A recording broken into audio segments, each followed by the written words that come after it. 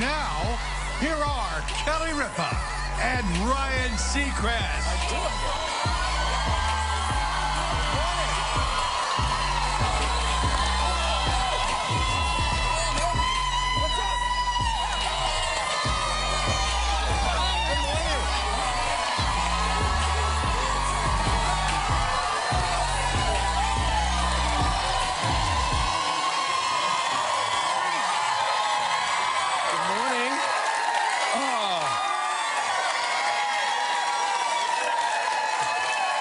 Very much. Hi. Hello. Hi. Hi.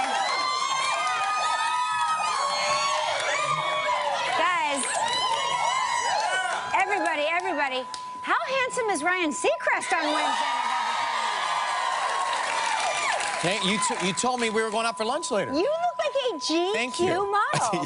Except half the height. And twice the age. No. But thank you very much. Yeah, I love it. Well, I'm influenced by the Royals. Love it. A double-breasted sweater vest. Yeah, this really, is, yeah. Thank you. I was talking sports to the guys earlier. I love when you talk sports to the guys. Well, because the city, a lot of people are annoyed by this Manning benching. And as I was talking to the guys, they kept looking down at my stomach. And I'm like, guys, I'm talking about the sports thing. Right. The story people are crazed about, and they said, it doesn't really seem right that you're telling us about the annoying sports headlines with your fingers gently in your pouches on your double-breasted sweater. I said, come on. So I took him out, but people are talking. This is Eli Manning.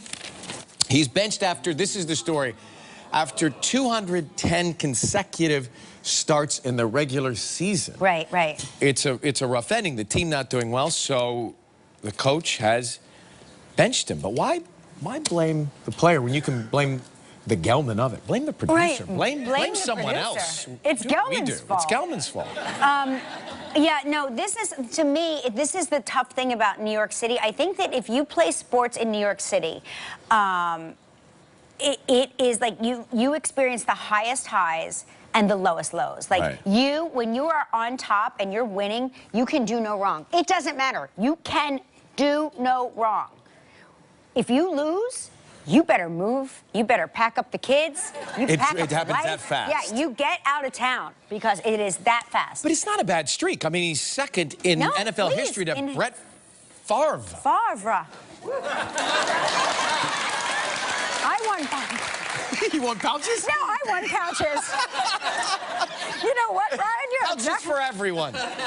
You know what you need? A monocle. You need a little monocle, right? I'm telling you, I'm influenced by all this royal news. You start looking at footage and... Oh, I have an announcement to make.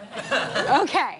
So last night, Rachel Harris calls me. She's driving. She's the best. She loves you. So Rachel Harris, who is one of the stars of the hit show Lucifer on Fox, also works on Suits. She says to me, Kelly, I heard you and Ryan talking this morning, and you know I work on Suits, right? And I was like, that's right, you do work on Suits. I said, you're my in. I'm your +1. We're going to the royal wedding together. That's it. We did it.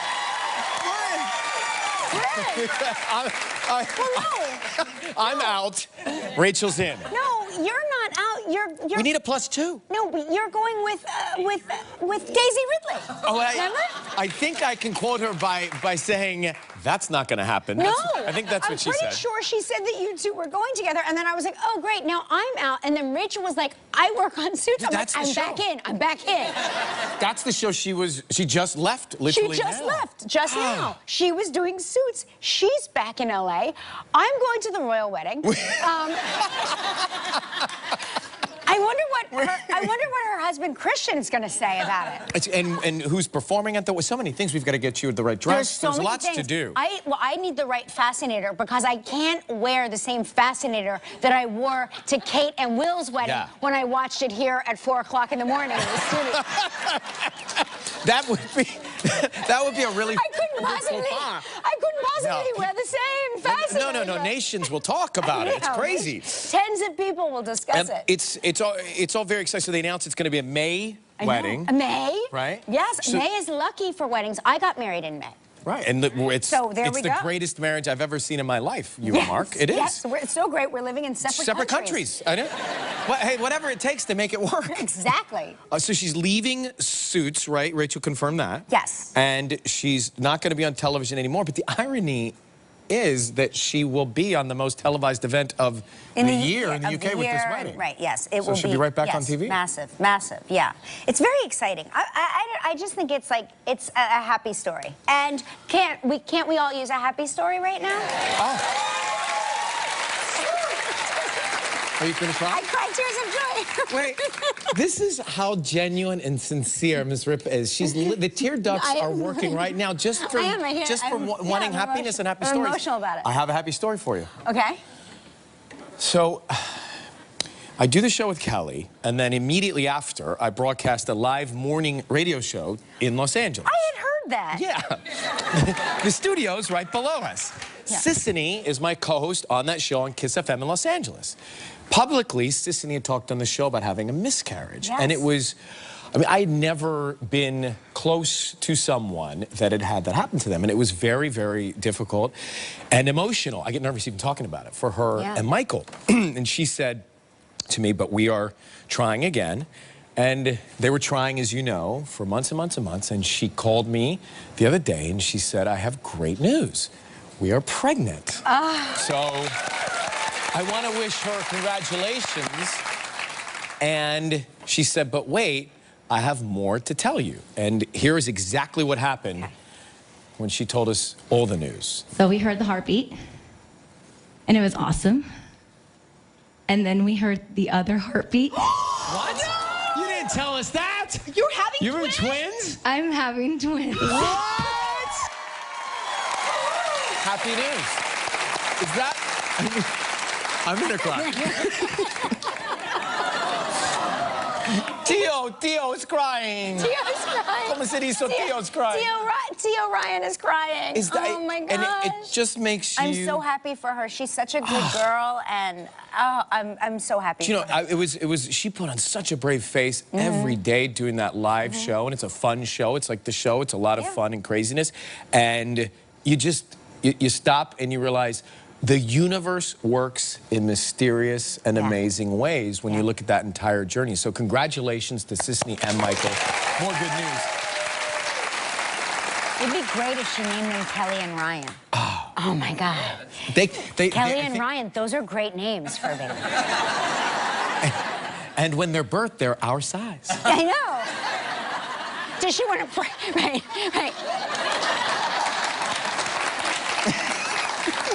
I pretty much am my birth size. Like, I've not grown much since birth. Oh, Oshkosh Bigosh, right here. Yeah.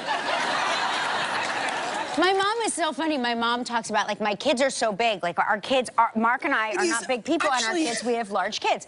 And so we're always like, and they grew fast. Like, when they were little, it was like, even the pediatrician was like, wow, it's just like off the charts. And my mom was like, that's not how you were. She goes, when I had you, it was like you were a toddler for at least like 8 to 10 years. That's a compliment. Yeah. I think it's youth. And you embody youth. You don't age. This is what my coach, so I got a coach. Yeah. My sporting coach said to me. Your sporting coach? Yeah, I have a sporting coach now. What's his name? Marco. Marco. Yeah, Marco. Marco, Puerto Rican guy, great coach. And so he said to me the other day, how old is Kelly Ripa? And I said, I can only answer... in television years, 3,000 years old. I said I can only answer in what I read. And I had read 46. 47. I read 46. Yeah, well, I'd like to float that rumor out there. I'd like to take that 1 year off. But to the point of you always being this fountain of youth, he was shocked, couldn't believe it. He's convinced you're 35. Oh. Marco, my coach, thinks you are still just above the age of toddler. And this audience is looking at me in person, and they're like, well, he's got to have a low-def TV, honey. You're too hard on yourself. Oh, yeah, no, my metabolic age is very young. My metabolic age is like, I'm in the What's teens. that? Wait, so you tell can me have that. your metabolic age versus your, like, actual age. Oh, I love and my that. metabolic age is like 12. Oh, your metabolism my burns at the pace of 12? My metabolism burns really fast. That reminds me, you said to me the other day backstage something about your longevity doctor? Yes, I have a longevity doctor. What does a longevity doctor Like, do? she just, like, you know, keeps track of your hormones and makes sure that you're not, you know, like, depleted in any way? In any way, like calcium, iron, everything. Like, she's a renowned longevity doctor. And how old is a longevity doctor? She's 7,000. Yeah. But she looks 32. like she's 28. Right, okay. Yeah. We've got to get do you have a longevity doctor? I don't, but Clearly. I may get one. Yeah. I'm my own longevity Like, guy. she's somebody that before you get on an airplane, like, she will give you an IV filled with all sorts of, like, pro everything so that you don't get, like, airplane sick. You take know an how, like, IV on the plane? no, not on the plane, but Okay, before you go in and she'll give you, like, oh, and she wears the mask. that's me. And a Bloody Mary. She fills me. She fills me with Bloody Mary. Mimosa and a Mary right here. Art, remember the last time we flew and I didn't have a Bloody Mary? That's why I had it intravenously implanted. What happened when you flew last time? No, when I fly with Art Moore, he and I get to drinking, and before you know it, we are, like, the most fun you can have on an airplane. And again, I I encourage you, if you can work it out, if you are flying across the country from New York to LA, say, and you see Art Moore is on your flight, do your best to get that seat next to him. Swap seats. Do whatever you can to get that seat next to him. It's still my favorite time spending with you is on an airplane. You are a delightful person, and the most interesting person I know. Really. Oh, that's sweet. Really. And I know a lot of Maybe run a And contest. she knows everyone. Win a cross-country flight with Art Moore. I think that was a compliment. Yeah. It is. No, it's fun. It's fun. Okay, so what else is going on? Oh, this is interesting. We're getting soon, we're getting cold weather, but soon snow, and I saw some other parts of the country are getting some snow. Hawaii experienced a whiteout. Did you see this? This is a whiteout in Hawaii. Look at that snow. This is Mauna Kea, right? The entrance of the summit, Mauna Kea, closed due to the icy roads and the whiteout in Hawaii. I don't think I even realized that. And then someone was telling me, you know, you can go to the top. Yeah. You can Jeep up with bikes to the top. Didn't you do that? You To the did tundra, that, yeah. and then you bike down into the so tundra to tropical? No, but we were dressed for 80 degrees and we got to the top And and it's we like- bought sweatshirts and coats. It was freezing. Yeah. Right. So It's it goes from all very, very different, cold yeah. to very warm, tropical at the end. I remember seeing your pictures. Remember, I was commenting on Instagram. I'm like, are you sure you're in Hawaii? Because it looked like they were in Colorado. It was like cold and snowy. And here, snowy. today, it's mild. They say mild? It's going to be mild today, but then Yeah, not tonight bad. it's going to be freezing again. Is it so dropping again? Just wear all of your clothes at all times. I will. Yes. I told you that. Yes, you told me that. Once you move to this city, be prepared for everything. That's right. And is it time already? She's But got I so didn't much even to get do. I didn't even get to the Jersey Shore. But the Jersey Shore is having a reunion, everybody. The cast of the Jersey Shore. Wait. I gotta get to it. What's the story? You got it. The cast of the Jersey Shore, the original cast, but they're saying right here that Sammy Giancola, Sammy Sweetheart, as she's known on the show, she hasn't committed yet, and I just want you to know that she has to commit. She has no Sammy, no Kelly. I need my Jersey Shore OG babes. Like, I need them together. I need my people. This is the one reality show where I was like, oh, it's everybody I know and went to high school with. Come on, is it reality? Because No, I will say this. It's like, it's a very dialed up, like my parents, when I go to see my parents at the Jersey Shore, I'm like, this is nothing like the TV show. You know what I mean? It's dialed up. It's a dialed up version. Well, They're good time Charlies. so between that and the royal wedding, you are. Oh, I'm set. You're set. Guys, I'm set. You don't even need a flight with Art Moore. No, I know. Life is a flight without me. So, Sammy, get your act together is the message. Yes, that's right. Okay. All right. Now, we got a big show today from the new Star Wars film, The Last Jedi. John Boyega is here. And from the series, Crazy Ex-Girlfriend, Rachel Bloom is here as well. We bumped into her backstage. We just saw her as we were walking out. I get excited when I see celebrities backstage. I don't know why. Because you could tell that a celebrity was coming because there were people. There were people. There were people. There were people like and people. Our show backstage gets official when they're not when we walk in, but when celebrities walk in, people start behaving like. I was like, oh, somebody's coming, and it was Rachel Bloom, and I was like, there she is. I got very excited. And I knew it was people because sometimes people have that tray of coffee, not just coffee. Like a tray. They're carrying that styrofoam tray, that carton tray. Yeah, you know. Not like they throw it. It's like a hose of coffee. They're like, you want some coffee? Yeah. Nah. Here comes Rachel. Okay. Also here is the newly crowned Miss Universe, Miss South Africa, Demi Peters. Very exciting. All right, now time for morning wake-up travel trivia. Here we go.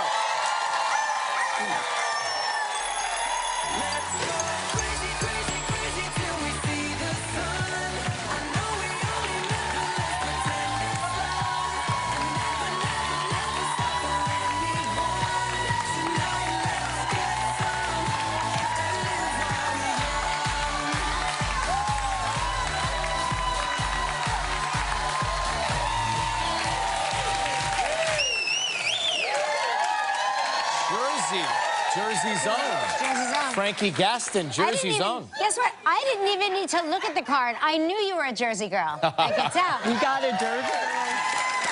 Because only a Jersey girl does a deep split at 9:16 in the morning. With no warm-up, She didn't need a warm-up. Who needs a warm-up? She's like, I'm from New Jersey. Here I go. Bye. All right, we're going to call Nancy from Ewing, New Jersey right now. Keeping the theme alive. You're from Ewing? Tell do you know Nance? Tell her to answer the phone. Text her. All right. So let's see if she's there. She used to get up from her split. Yeah, she's in a deep split too. It's warming up. Come on, Nance. So obviously, the idea is that she's watching the show. What? What did you just... Hi, Nancy? So much is happening. Is Nancy there? Who's calling? Hello? It's Ryan Seacrest calling. You're on the air with Kelly Ripa. Hello? That's like... I can tell you how that went down, Nancy. Nancy, it's Kelly Ripa and Ryan Seacrest. You're live on the air. I'm going to tell you how that went down. Your husband answered the phone. He couldn't make heads or tails out of what was going on, and he goes, here, I don't know what the hell. Right? Am I right? Is that what happened? Well, just about, except I've just changed to my cell phone for this call, and I heard it. I was upstairs, and I said, John, the phone's ringing. So you were I watching. It might be you. Okay, that's so it's us. great. It's us. It's us. Oh, well, Nancy, good morning. Good to have you with us. Good morning. Nance, did you see our trivia dancer? I did not. Okay. Well, she was amazing. She's also a Jersey girl. She did an amazing dance, and she did this incredible split. And they just told me, this is breaking news, they just told me that she's 65 years old. Oh, my God.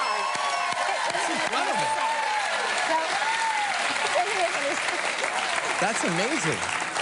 That makes no sense. I want to talk to your longevity doctor. So do I, because I'm 66. Okay, Nancy. Nancy's not a competition. Are you doing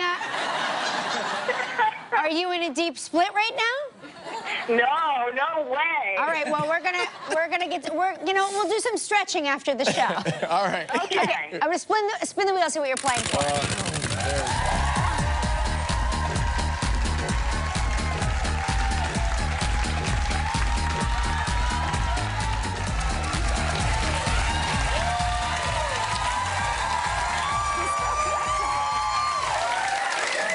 What's happening? She's so flexible. It's incredible.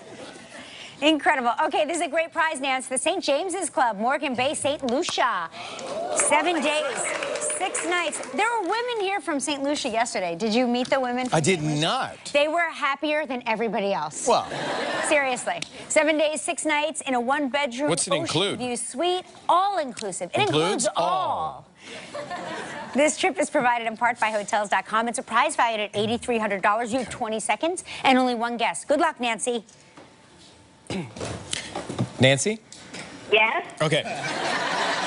Just checking. On yesterday's show, we talked with Jeffrey Donovan. What card did Kelly say she picked from the deck during Jeffrey's magic trick? The 5 of hearts. Yes, that's it! Congratulations, you and a guest will enjoy 7 days and 6 nights at the St. James's Club, Morgan Bay. The St. James's Club, Morgan Bay is set amid 25 acres of colorful hillside gardens on the northern coast of St. Lucia. This all-inclusive beachfront resort offers stunning ocean and garden views, nightly entertainment, 4 restaurants, and a host of land and water activities, including 4 freshwater pools, tennis, sailing, kayaking, and more. Your prize is valued at approximately $8,300. Nance, congratulations. Good job. Thank you so much. Can I tell you something? I looked at Ryan and I said, we played a card trick? We didn't know the answer? No memory of that at all. So I obviously have some sort of... short-term amnesia. Definitely right? Talk show amnesia, yeah. For sure. All right, now you get to help me... Jeffrey Donovan is one of my favorites, so I was paying. Okay, good. There you go. Good. Hey, Nance, you should take him with you on the trip. Oh, I don't know about that. My husband might get upset. Well, tell him we said hi, by the way. I'm sure he thinks 2 crazy people called him this morning. All right, now you get to help make the day of a lucky member of our studio audience who will receive a $500 gift card from World Market. So please pick a number between 1 and 235. In honor of Jeffrey, the 5. There it is, the 5.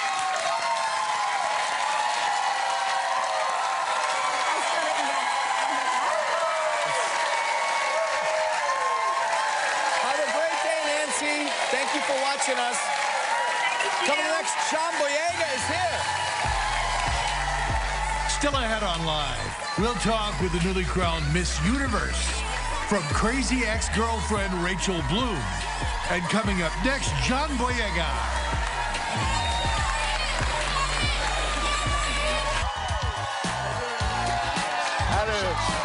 I like this vibe. That's what I'm talking about.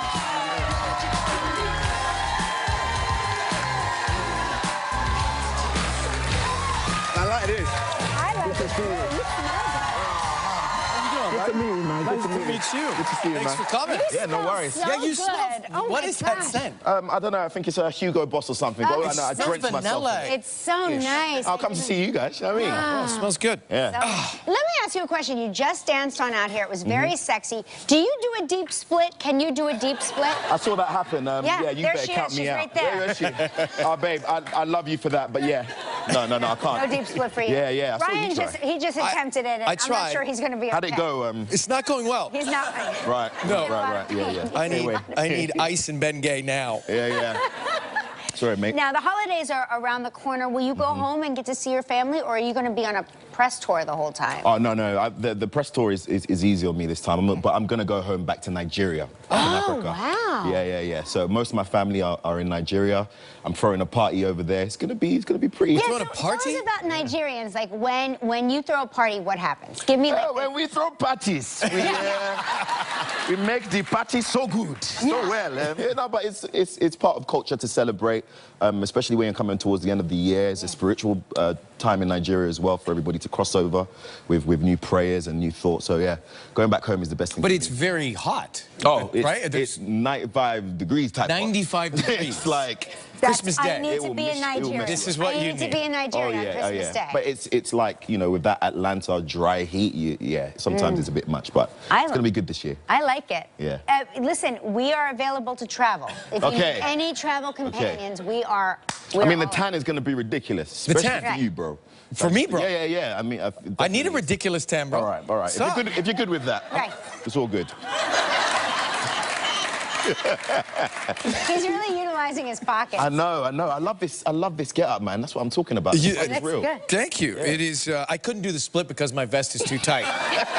That was the issue.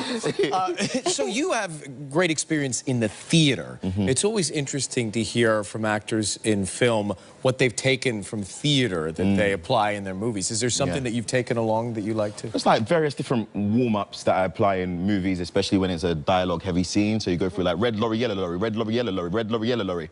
Or you can do most potent, grave, and reverence in yours, which is like a Shakespearean speech that you could shout out across the stage to help with your diaphragm, to help with articulation. It sounds better when you say it. Oh, yeah? Yeah. Then you try it. Most potent, grave, and reverence in yours. Most potent, grave, and reverence in yours. Yeah, yeah. Yeah. I think we found the next Jedi. Yes, that's correct. Yeah. The next Jedi has A lot of arrived. people don't realize I'm John's body double in a lot of the scenes. And you look magnificent, man. Thank you, darling. Kelly was telling me last time you were here, you were talking about buying your parents a home? Yeah. That's the kind of first thing I did. You know, I just bought my mum and dad a house. That's so sweet. Yeah, I mean, if I didn't do it, I'd be scolded by the whole Nigerian community. But, really? That's part of the... Yeah, but it's a great opportunity to show my appreciation for them. You know, immigrating from Nigeria, coming to London, they've done most of the work, and I just kind of, like, benefited off the opportunity, so they deserve it. Are there any impulse buys that you've made along the way? Like, because it's... I would think, you know, when you have such a hit, a franchise like Star Wars, great things start to happen to you and a lot comes your way. Is there anything that you were like, I'm going to buy, you know, I don't know, a hovercraft or something? You know what I mean? I'm not a hoarder, okay? I'm not.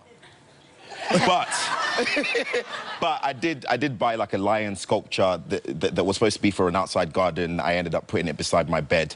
I don't know why I'd done that, but it makes me feel great. Don't judge me. Don't judge me. Lion sculptures are great. Yeah. Lion sculptures are I have an issue, because I keep on getting Andrek's toilet roll delivered to my house near enough every other week because of this subscribe and save thing on Amazon. So I've literally spent a whole bunch of money, which I didn't know about. Yeah, but you're going to use that. I mean, that is... toilet tissue is... Now, if you see how much toilet roll I have, if anybody wants toilet roll, please, I will... Is it two-ply? Huh? Is it thick two-ply? Is it fancy? But it just keeps on coming. Stop. Well, listen, these lions can really poop, so you may need the toilet paper. We'll take a break. We'll find out which scene from Star Wars The Last Jedi was John's favorite right after this. Of Star Wars, The Last Jedi. Okay, so what can you tell us about this film? Because I hear this is like a total departure. Yeah, I mean, it's a challenging time for all our characters. We're split apart in this one. Rey is off, you know, obviously becoming a Jedi and a powerful woman within this universe, alongside with Luke Skywalker, while Carrie Fisher, who plays General Leia, is holding the line of the fight for the Resistance. But the heat is on. The Resistance aren't in a good place, and the First Order, they're tight on their tail. So it's going to be an epic ride for real. What's the most epic scene that you had to shoot? For me, it would be fighting Captain Phasma, played by Gwendolyn Christie. Yeah. Isn't she the best? Fans everywhere. I swear, I love that woman. Yeah, she can fight. Yeah. You know. Yeah. I have certain takes where I'm like, Gwen, we're cool, right? we're cool. It's really great, really great. And you know, I'm looking forward to seeing Carrie Fisher again, just seeing her on screen. You know, I can't wait. Yeah. I think we all like. Yeah. It's gonna be epic for Carrie. She does a really good job, and just being on set with her back to back, knowing that she was enjoying this ride, knowing that she was having the experience of her life, is something that I feel good about. So we're gonna watch this performance with good heart. Such an interesting dynamic with all of the action, the history, and of course Carrie's journey and story that you'll see. Yeah. So check it all out. Congratulations, John. Thank you, man. Wonderful to see you. Star Wars The Last Jedi in theaters December 15th. Hey, coming up next, Rachel Bloom is here. Stick around. Okay. Yeah. Okay. Yeah, oh, yes. Hi. Oh, my gosh, yes, let's get you over there. I could do this forever.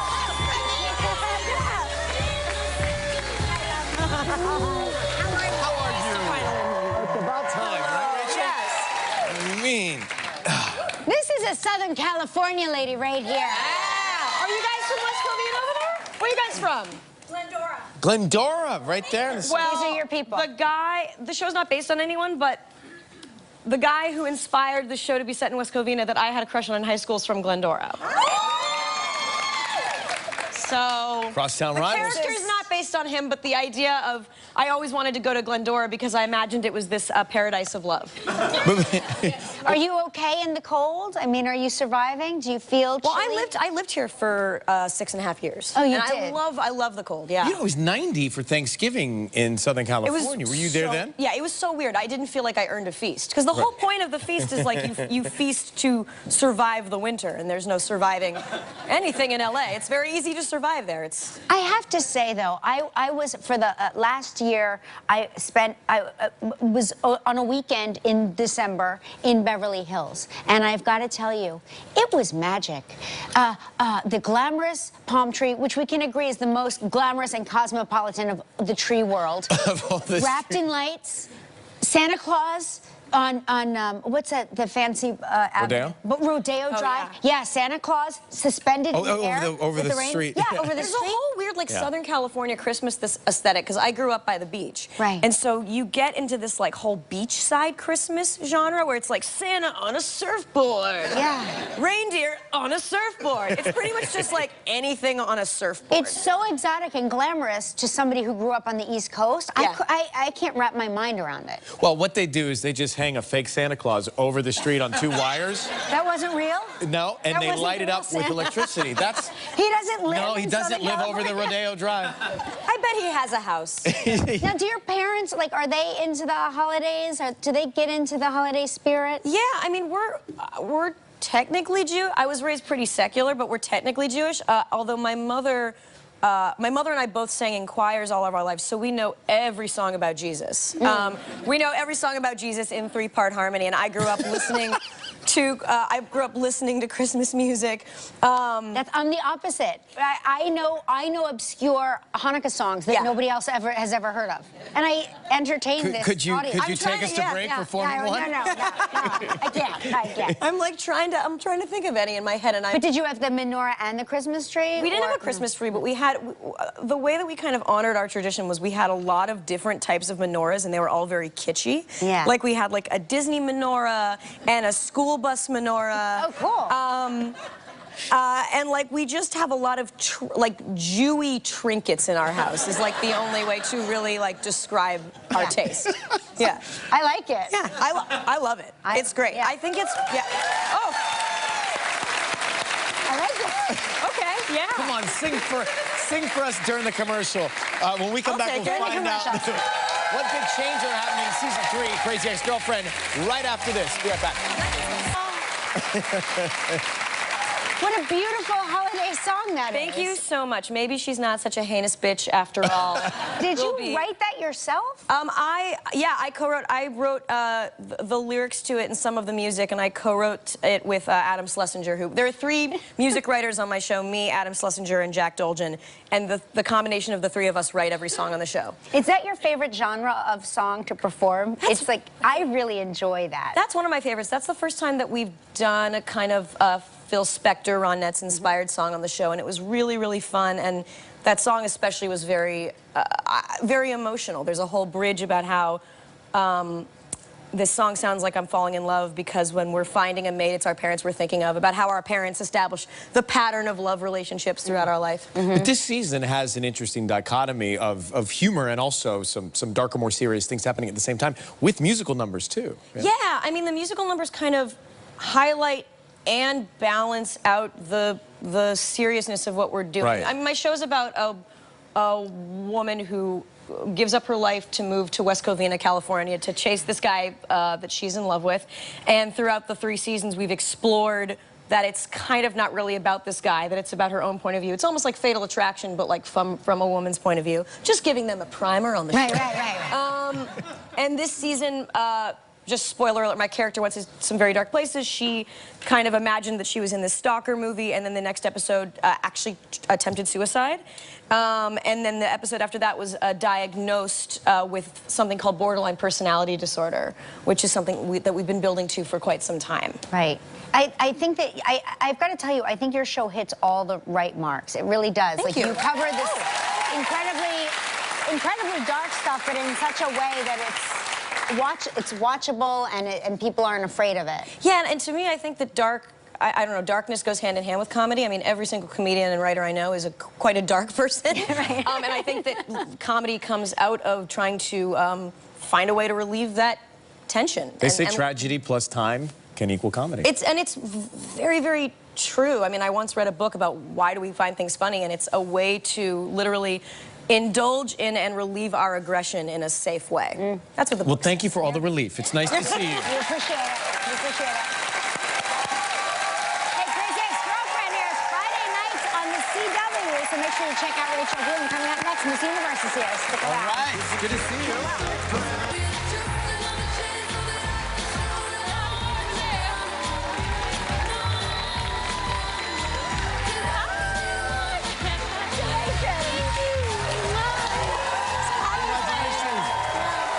Nice to meet you. Excellent. It's so lovely to see you. Such a big deal. Here is the tiara sitting right here. And so I did not realize you don't, you know, when we have Miss America here, she always wears the tiara out, but you don't, it's not a requirement. Well, I brought it. If you want to try it on, you're more than welcome.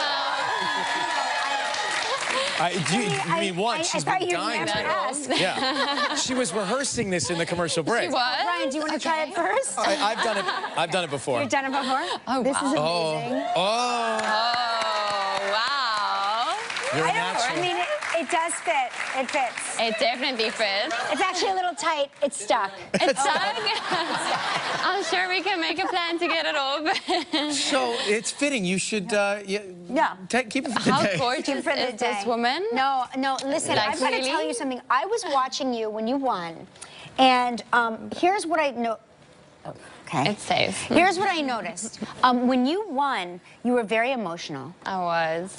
But you're not an ugly crier. Now, is that what led you to this Pageanting? world? You realized? No, I mean, I was so filled with emotions, it wasn't even funny. So it was just tears of joy. Because you're not the first Miss South Africa, but you're the second. I'm the second in nearly 4 decades. That's amazing. So Margaret Gardner was the first back in the 70s.